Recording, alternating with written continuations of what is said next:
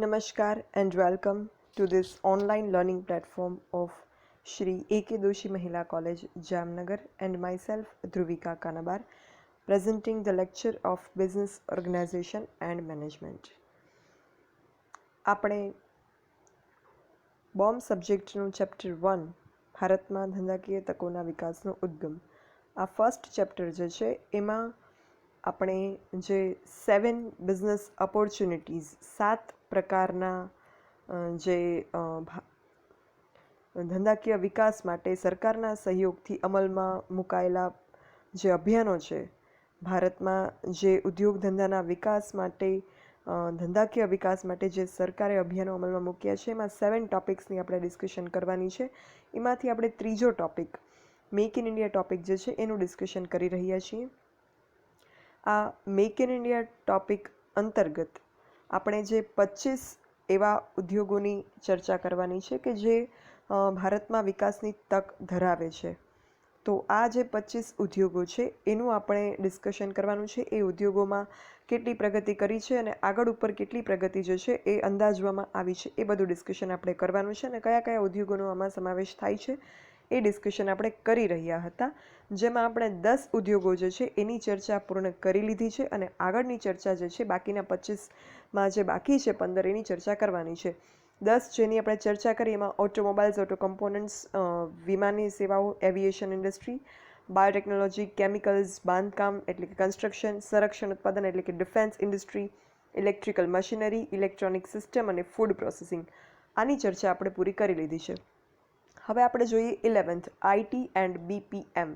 તમારી જે બુક છે, જો તમે સી જમનાદાસ રેફર કરો છો, મોસ્ટલી એ સ્ટુડન્ટ જે છે એ જ રેફર કરતા હોય છે, તો એમાં જે છે એ થોડી પ્રિન્ટ મિસ્ટેક છે. IT અને BVM નહીં પણ BPM આવશે. IT એટલે ઇન્ફોર્મેશન ટેકનોલોજી, જે તમે બધા એનાથી પરિચિત છો, અને BPM એટલે બિઝનેસ પ્રોસેસ મેનેજમેન્ટ. તો IT અને BPM ક્ષેત્રમાં દેશના કુલ GDPના, દેશની કુલ રાષ્ટ્રીય પેદાશના 82% જે છે એ આ સેક્ટરમાંથી કન્ટ્રીબ્યુશન આવે છે GDPમાં. એટલે આ ક્ષેત્રનો વિકાસ કરવાથી દેશનું GDP ઇન્ક્રીઝ કરી શકાય. આ એક જે છે એ સિમ્પલ ફેક્ટ છે. અને પ્રજાના કલ્યાણમાં પણ આ ક્ષેત્રનો ફાળો નોંધપાત્ર છે. એમાં પણ ખાસ કરીને તમે જુઓ તો અત્યારે જે આ સિચ્યુએશન છે કોરોનાની, તો એમાં તમે જુઓ તો IT સેક્ટર જે છે એનું કન્ટ્રીબ્યુશન મોર ઇમ્પોર્ટન્ટ બની ગયું છે, કારણ કે મોસ્ટ ઓફ ધી જે પ્રોસેસ છે, બિઝનેસ પ્રોસેસ કે ટ્રાન્ઝેક્શન્સ છે એ ઓનલાઈન થવા લાગ્યા છે. તો આવા સંજોગોમાં IT સર્વિસીસ જે છે એનું સ્થાન ખૂબ અગત્યનું બની ગયું છે. અને વિશ્વની 60% કંપનીઓ ચકાસણીની સેવાઓ માટે ભારતનો ઉપયોગ કરે છે. ઇન્ફોર્મેશન ટેકનોલોજી અંગેની 2012ની રાષ્ટ્રીય નીતિનું લક્ષ્ય 2022 સુધીમાં IT અને BPM ઉદ્યોગની આવક વધારી અને $300 અબજ કરવાનું અને નિકાસ વધારી અને $200 અબજ કરવાનું છે. એટલે આપણા દેશમાં પણ જે છે એ આવક વધારવી છે અને પ્લસ એનું એક્સપોર્ટ પણ થઈ શકે IT સર્વિસીસનું, એ જે છે એ અહીંયા ટાર્ગેટ છે. અહીંયા તમને થશે કે એક્સપોર્ટ વસ્તુનું તો સાંભળેલું હતું કે એક્સપોર્ટ થાય આપણે ભારતમાંથી જે છે અનેક પ્રકારની વસ્તુઓ, ફોર એક્ઝામ્પલ અનાજ છે કે પછી મસાલાઓ છે અને ઘણી બધી વસ્તુ. આ તો મેં જસ્ટ તમને એક નાનકડા એક્ઝામ્પલ આપ્યા. તો વસ્તુઓનું તો એક્સપોર્ટ થાય છે, ચલો નિકાસ થાય છે, એ બધી બાબતે તમે પરિચિત, તો તમે સ્કૂલ ટાઈમથી આ ભણતા આવ્યા છો. પણ આ IT સર્વિસીસનો નિકાસ એ શું, એ તમને એક પ્રશ્ન થશે. તો યસ, સર્વિસીસનો પણ નિકાસ થઈ શકે. એ કઈ રીતે, એ કેમ થાય, શા માટે, આ બધું જે છે એ આપણે આ 7 ટોપિકમાં એક ટોપિક ડિસ્કસ કરવાનો છે, આઉટસોર્સિંગ, જે આપણે આગળ ઉપર કરવાના છીએ. તો એ આઉટસોર્સિંગમાં તમને એ જાણવા મળશે કે વસ્તુનો તો નિકાસ થાય, પણ આ સર્વિસીસનો નિકાસ કઈ રીતે થાય. એ પણ સર્વિસ પ્રોવાઈડર આપણા ઇન્ડિયામાં હોય અને સર્વિસ જે છે ફોરેનમાં એ લોકોને પ્રાપ્ત થાય, એ પ્રકારનું સર્વિસનું નિકાસ પણ થઈ શકે, સેવાઓનું એક્સપોર્ટ પણ થઈ શકે. તો એ કેમ, એ તમને આઉટસોર્સિંગમાં શીખવા મળશે. સો વેઇટ ફોર દેટ. તો આ રીતે IT અને BPM સેક્ટર, જેનું દેશના GDPમાં અગત્યનો ફાળો છે, એ સેક્ટરના વિકાસની પણ અહીંયા ઇન્ક્લુડ કરવામાં આવ્યું છે. એના પછી 12મું છે લેધર ઇન્ડસ્ટ્રી, ચામડા ઉદ્યોગ, ચર્મ ઉદ્યોગ. ઉત્પાદનનું કુલ મૂલ્ય $11 અબજ, આંતરિક બજાર અને નિકાસનો વિપુલ અવકાશ ચર્મ ઉદ્યોગમાં છે. ભારતમાં આ ઇન્ડસ્ટ્રી જે છે એનો વિકાસની તક સારી એવી છે. વાર્ષિક 24%ના વિકાસ દરની સરખામણીએ ઉદ્યોગના વિકાસની શક્યતા છે. વાર્ષિક 24% જે છે એનો ગ્રોથ રેટ છે અને હજી પણ આગળ ગ્રોથ જે છે થઈ શકે એમ છે. મેગા લેધર ક્લસ્ટર્સ પેટા યોજના, જરૂરી આંતરમાળખા અને ટેકારૂપ સેવાઓ સાથે ચર્મ ઉદ્યોગ માટે નવા ઉત્પાદન એકમો ઊભું કરવાનો ધ્યેય ધરાવે છે. મેગા લેધર ક્લસ્ટર મતલબ કે એમાં ચર્મ ઉદ્યોગના વિકાસ માટે ઝુમખાઓ, ક્લસ્ટર એટલે ઝુમખા, એના જે છે વિકાસ માટે આ પ્રકારની વ્યવસ્થા સરકાર દ્વારા કરવામાં આવી છે કે જેમાં નવા ઉત્પાદન એકમો ચામડા ઉદ્યોગમાં બનાવવામાં આવશે. તો આ લેધર ઇન્ડસ્ટ્રી જે છે એને પણ ભારતમાં વિકાસની તક ધરાવતા ઉદ્યોગ તરીકે સમાવિષ્ટ કરવામાં આવી છે. ત્યારબાદ મીડિયા એન્ડ એન્ટરટેઇનમેન્ટ, મીડિયા અને મનોરંજન સેક્ટર. તમને ડાયાગ્રામ ઉપરથી જ ખ્યાલ આવી ગયો હશે કે આમાં જે છે એ કઈ બાબતોનો સમાવેશ થાય. મીડિયા એન્ડ એન્ટરટેઇનમેન્ટ સેક્ટર જે છે, મીડિયા અને મનોરંજન ઉદ્યોગ જે છે એ 2018 સુધીમાં 14.2%નો CAGI સિદ્ધ કરે છે અને એનું મૂલ્ય 1785.8 અબજ રૂપિયા પહોંચવાની ગણતરી છે. 2018 સુધીમાં આ સેક્ટર 14.2%નો CAGI સિદ્ધ કરે છે. આ CAGI એટલે શું? તમારી બુકમાં CAGI લખેલું છે. CAGI નો મતલબ થાય compound annual growth rate. Compound annual growth rate જે છે એ વાર્ષિક વિકાસનો દર છે, પણ કમ્પાઉન્ડેડ છે. જેમ સાદું વ્યાજ અને ચક્રવૃત્તિ વ્યાજ હોય એવી રીતે આ ચક્રવૃત્તિ વિકાસ દર છે. તો આ CAGI compound annual growth rate જે છે એ 2018 સુધીમાં આ સેક્ટરનો 14.2 હતો અને એનું નાણાકીય મૂલ્યની વાત કરીએ તો 1785.8 અબજ રૂપિયાની સુધી એ પહોંચ્યું હતું. અને ભારતીય ફિલ્મ ક્ષેત્રનું કદ જે મૂલ્યના સ્વરૂપમાં 2013માં 125.3 અબજનું હતું એ 2018 સુધીમાં વધી અને 219.8 અબજે પહોંચ્યું હતું અને હજી પણ આગળ એમાં વિકાસની તકો છે. એટલે Indian media and entertainment sector જે છે એ પણ વિકાસની તક ધરાવે છે. એના પછીની ઇન્ડસ્ટ્રી જોઈએ તો માઇનિંગ ઇન્ડસ્ટ્રી એટલે કે ખાણકામ ઉદ્યોગ. ભારતમાં ખનિજનો વિપુલ જથ્થો જે છે એ મળી આવે છે અને હજી પણ ખનિજનો વિપુલ જથ્થો છે એવી ધારણા છે. અને ખાણકામની પ્રવૃત્તિ માટે ખાણો 20 થી 30 વર્ષના લાંબા સમયગાળા માટે ભાડે પટ્ટે આપવામાં આવે છે. આ ભાડા પટ્ટા એટલે શું એ તમારે અકાઉન્ટ્સમાં આવશે, લીઝ અકાઉન્ટિંગ આગળ ઉપર. અત્યારે તમને સિમ્પલી કહું તો ભાડે આપવું એટલે શોર્ટ ટાઈમ માટે ભાડે આપવું અને ભાડા પટ્ટે એટલે બહુ લાંબા વર્ષો માટે, એમાં 99 વર્ષના ભાડા પટ્ટાની પણ મિલકતો હોય, અપાતી હોય. તો એ જે લાંબા સમયગાળા માટે આટલા વર્ષો માટે જે છે ભાડે આપવામાં આવે એને ભાડા પટ્ટે આપ્યું કહેવાય. ઇંગ્લિશમાં એને લીઝ ઉપર આપેલું કહેવાય. એ લીઝ અકાઉન્ટિંગ તમારા અકાઉન્ટ્સમાં ભણવાનું છે. તો ભારતમાં જે છે એ ખાણકામની પ્રવૃત્તિ માટે ખાણને લીઝ ઉપર આપવામાં આવતી હોય છે કે એમાંથી ખનિજો જે છે એ મેળવવામાં આવે અને આ ઉદ્યોગમાં વિકાસ દરની ગણતરી જે છે એ 7%ની રાખવામાં આવી છે. એટલે માઇનિંગ ઇન્ડસ્ટ્રી જે છે એ પણ એક ઉદ્યોગ ભારતમાં વિકાસની તક ધરાવતા ઉદ્યોગ તરીકે સમાવિષ્ટ છે. એના પછી જો વાત કરીએ તો oil and gas industry. Oil અને ગેસ ઇન્ડસ્ટ્રી જે છે એ પણ ભારતમાં વિકાસની તક ધરાવે છે. નવા તેલ અને ગેસ ક્ષેત્રોની શોધખોળ માટે લાયસન્સની નવી નીતિ તથા કોલ બેડ મિથન નીતિ આ ઉદ્યોગની સમગ્ર વેલ્યુ ચેનના મૂડીરોકાણને પ્રોત્સાહન પૂરું પાડશે. વેલ્યુ ચેન એટલે શું એ મેં તમને અગાઉના લેક્ચરમાં કીધું હતું. જો તમને એ વસ્તુ યાદ ન હોય કે ધ્યાનમાં ન આવી હોય તો તમે આપણે જે મેક ઇન ઇન્ડિયા મુવમેન્ટની દરખાસ્તોની વાત કરી એમાં જે છે એ આવેલું હતું એ લેક્ચર રિફર કરજો. નવા તેલ અને ગેસ ક્ષેત્રોની જે છે એ સતત શોધખોળ થઈ રહી છે અને એના માટે જે એ શોધખોળ માટે જે લાયસન્સિંગ આપવાનું છે એમાં પણ જે છે એ સરળતા એ સિસ્ટમમાં કરવામાં આવી છે કે જેનાથી આ જે સેક્ટર છે એમાં મૂડીરોકાણને પ્રોત્સાહન મળી રહે. દેશના 48% 48% જેટલા ખડકાળ વિસ્તારોમાં તેલ અને ગેસની શોધખોળ કરવાની હજુ બાકી છે. મતલબ આ ઉદ્યોગ ક્ષેત્રમાં હજી પણ વિકાસની જે છે એ 50% જેટલી ઓલમોસ્ટ જે તકો છે એને એક્સપ્લોર કરવાની બાકી છે. તો 48% એવી જમીન છે, એવા વિસ્તારો છે કે જ્યાં હજી આ સેક્ટર જે છે એની શોધખોળ કરવાની બાકી છે. શહેરોમાં ગેસ વિતરણ ક્ષેત્રે આ ક્ષેત્ર હાલની કંપનીઓ તેમજ નવી કંપનીઓ માટે તક પૂરી પાડે છે. એટલે નવી કંપનીઓને પણ જો ઓઇલ એન્ડ ગેસ સેક્ટરમાં આ ઓઇલ એન્ડ ગેસના બિઝનેસમાં જો જંપલાવ હોય તો એના માટે જે છે એ તકો પૂરી આ સેક્ટર દ્વારા, આ ઇન્ડસ્ટ્રી દ્વારા પાડવામાં આવી રહી છે. પછી નેક્સ્ટ ઇન્ડસ્ટ્રી જોઈએ ફાર્માસ્યુટિકલ્સ. ફાર્માસ્યુટિકલ્સ એટલે દવાઓને લગતી દવા ઉદ્યોગ. તો 2020 સુધીમાં વિકાસના સંદર્ભમાં વિશ્વના ટોચના 3 બજારોમાં સ્થાન મેળવવાની ધારણા ફાર્માસ્યુટિકલ્સ ઉદ્યોગમાં રહેલી છે. ઇન્ડિયન ફાર્મા બિઝનેસ જે છે એ બહુ જ વિકાસ કરી રહ્યો છે અને હજી પણ એમાં વિકાસની સારી એવી પોટેન્શિયલ જે છે એ છે. તમે શેર માર્કેટમાં પણ જોશો તો શેર એન્ડ મ્યુચ્યુઅલ ફંડ્સમાં પણ જે ફાર્મા કંપનીઝ જે છે એ અગ્રસ્થાન ધરાવે છે.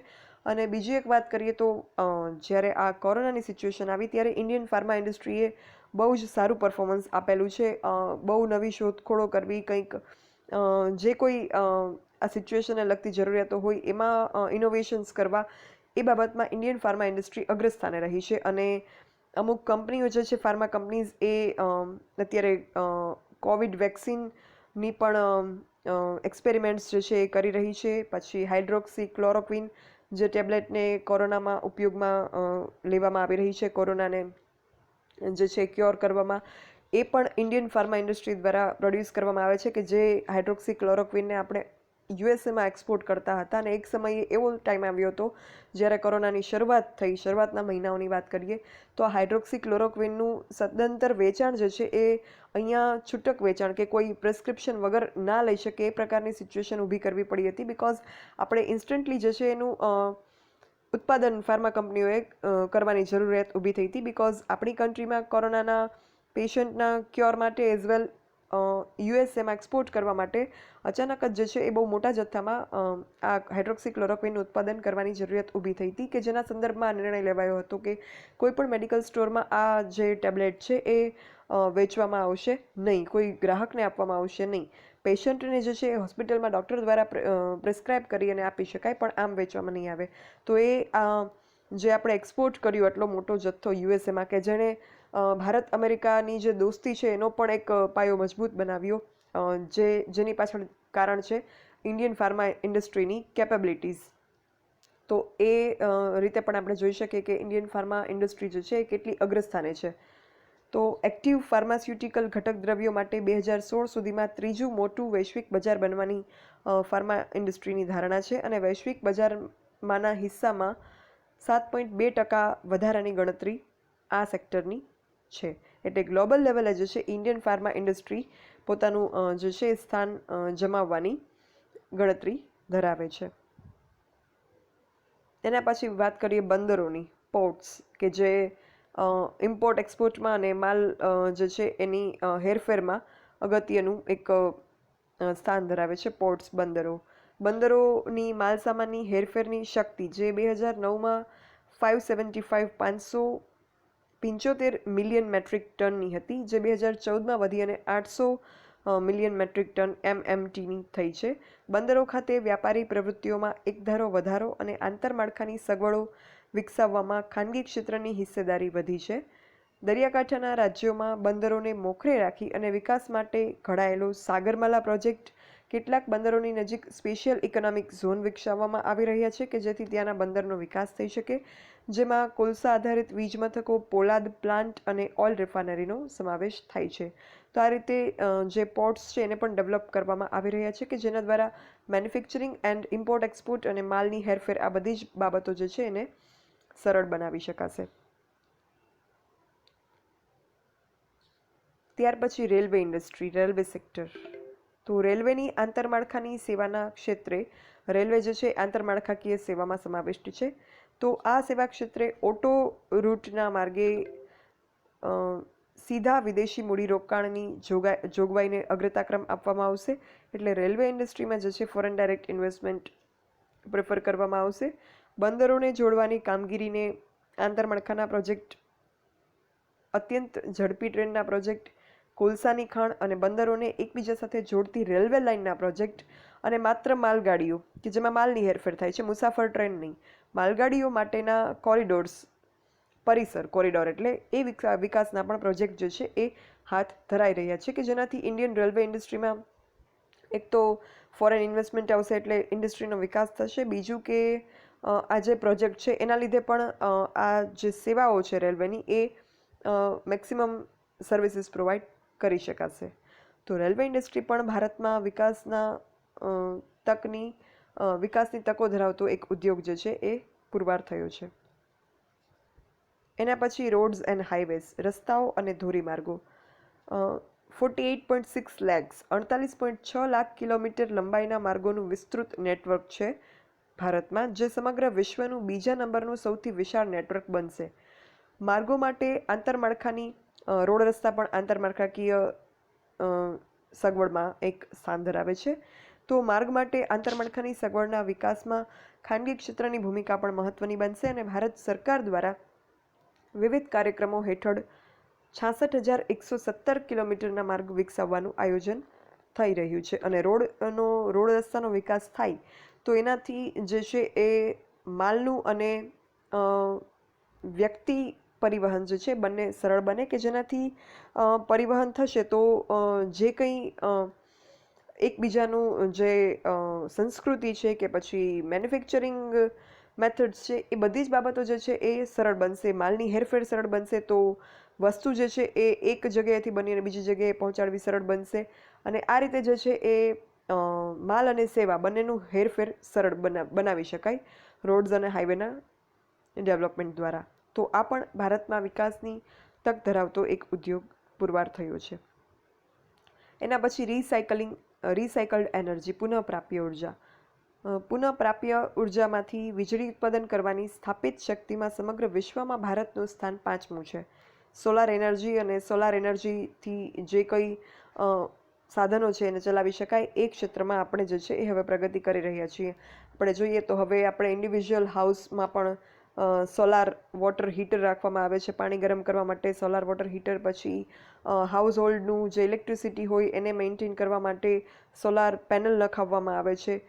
તો જેનાથી જે છે એ ઉર્જા પ્રાપ્ત થાય છે.